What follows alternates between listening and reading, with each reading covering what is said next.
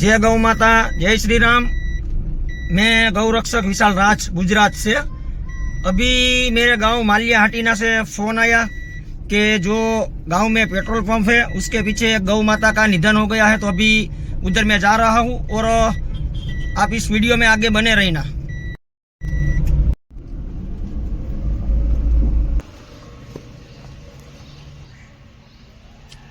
ये गौ माता का निधन हो गया है वो जगह है और अब हम लोग इस गौ माता को विधि पूर्वक समाधि भी देंगे।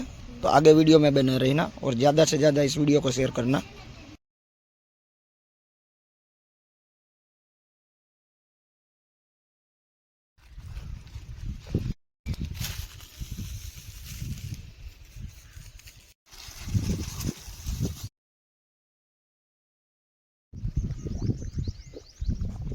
जय गौ माता। अभी ये जो गौ माता का निधन हुआ है उसे विधि पूर्वक समाधि दी है।